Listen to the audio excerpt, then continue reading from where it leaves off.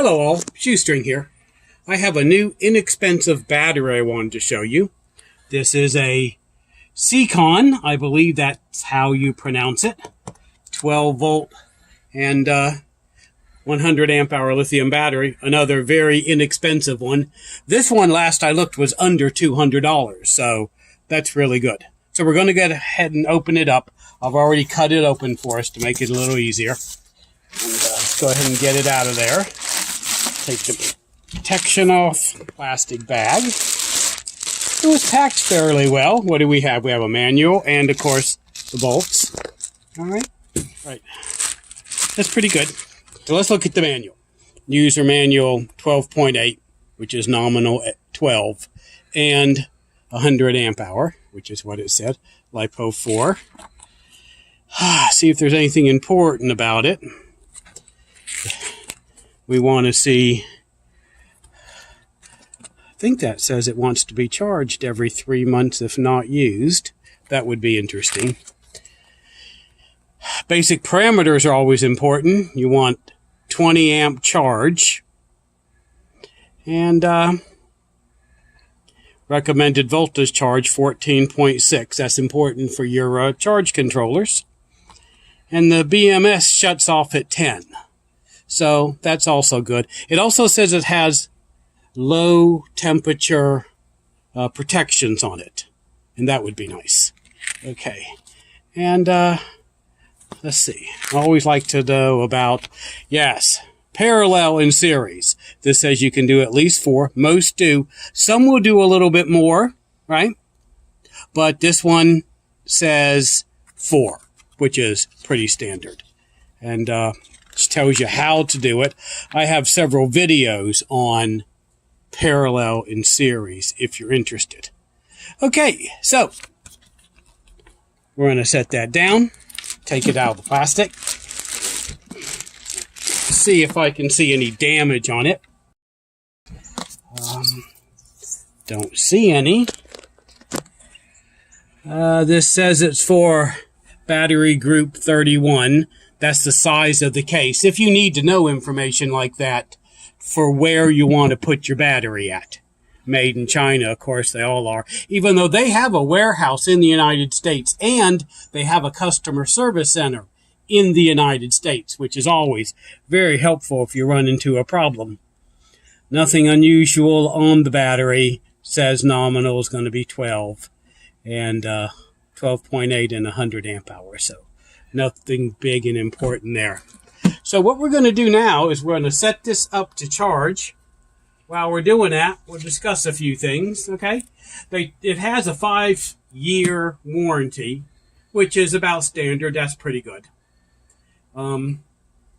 It says that its BMS is made where it has pulse equalization as well as low temperature protection. And it has all the standard stuff, of course. Overcharging, over discharging, short circuit protection, all the things you would expect in a modern BMS. I'm going to take these off, put on the bolts, and then I'm going to take it, of course, I'm going to charge it all the way up. Then I'm going to take it in and do a capacitor test and test it on the computers. When I'm finished with that, I'll let you know the results. And then we will come up here, back here, and we will do my fan test, which is the real test for all these batteries, to see if they will run equipment with motors. I will use my fans, as I normally do, and see how it runs real world. Okay, I'm going to charge it up, test it in the lab, and then I'll see you back up here if it passes all those for the real test. See you then. Okay, folks, we have charged the battery all the way up, took it in the lab and tested it. It actually did 105 amps, so that's actually pretty good. But, as you know, I want to give this the fan test, which is what I'm calling these now, because I like to test these things real world and make sure they actually do what they're supposed to do. And then one of the most difficult things for a battery to do is pull something with a motor. And that's why I normally use fans. I have it already connected to this 1000 watt pure sine wave inverter, a kilowatt connected to it. We're going to go ahead and turn the inverter on.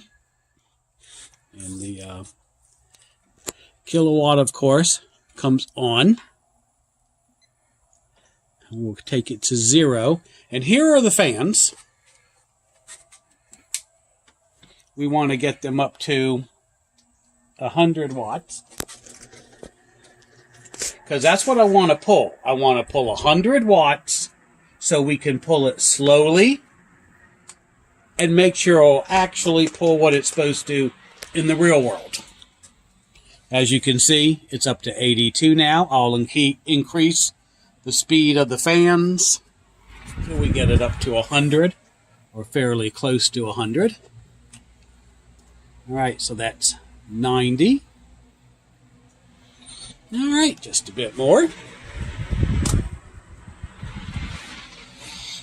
99, 98. Right in there is what we're looking for. All right, so what we're going to do, since this is a 12-volt, 100 amp hour battery, is we're going to let this run, and it should run between 10 and 12 hours, pulling 100 watts if it does what it's supposed to do. And that's what we're testing. Okay, so we will come back out here when it shuts down and take a look of exactly how long it took and where we're at. See you then. All right, folks, we're back. This has been running over 10 hours. As you can see from the timer, it's running over 10 hours. So it has technically passed our test, which means this is a battery that will run for the amount of time and volts it says it will. So Shoestring can recommend this inexpensive battery to you. Don't forget, it has all the standard protections you would expect. I'll put those up where you can see them. If you like this type of video, please like and subscribe and share.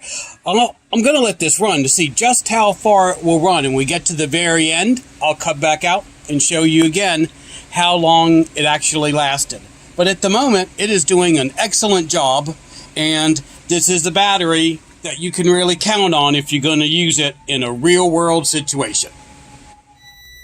Okay, so it has finally collapsed. As you can hear that god-awful noise. So it has made it over 12 hours.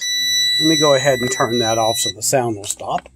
So it ran these two fans over 12 hours, which is very, very good for a 12.8 100 amp hour battery.